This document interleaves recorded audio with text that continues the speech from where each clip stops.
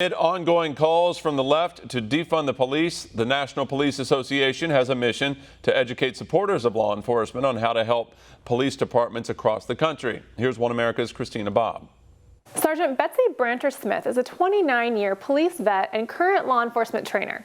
She's the spokesperson for the Nat'l Police Association and now works to implement training and support in law enforcement.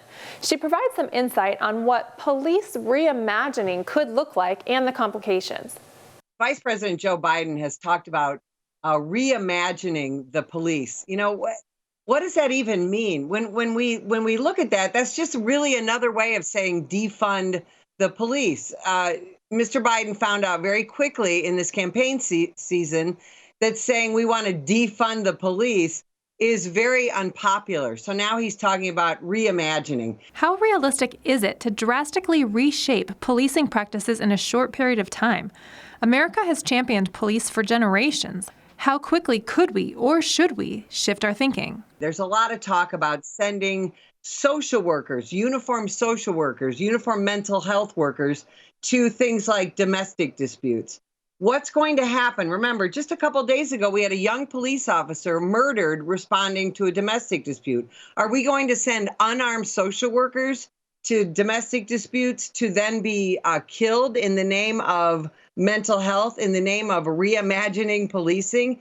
It's impractical, and frankly, it's childish and it's dangerous. Remember, Joe Biden was part of the Obama administration. The Obama administration was 8 years of anti-police conduct. 21st century policing under the Obama administration meant hamstringing law enforcement. It was basically pro-criminal. Childish and dangerous, says Branter-Smith. The policies proposed, according to Branter-Smith, would end up aiding criminals. The community policing policies currently in place would be the first initiatives to go if defunded.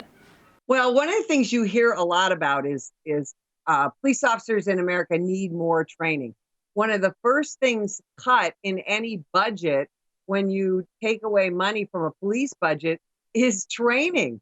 So all the ancillary training, the cultural sensitivity training, gender bias training, things like that, that will all go out the window.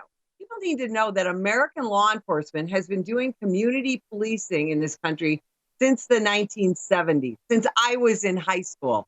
And we have amazing programs out there in both our urban and our rural areas. So what is the end game of defunding the police? Could Americans still realistically remain safe? So what are you going to end up with when you defund the police, when you take money away from the police? You're going to end up with minimally trained police officers in patrol cars that are there to basically take reports and respond to extreme emergency situations. With the candidates so starkly divided, law enforcement remains a front and center issue in this presidential election. I'm Christina Bobb, One America News, Washington. Want to see more videos like this? Click on the link below and subscribe to One America News on YouTube. And call your cable provider and kindly demand that One America News is added to your lineup. Call and subscribe today.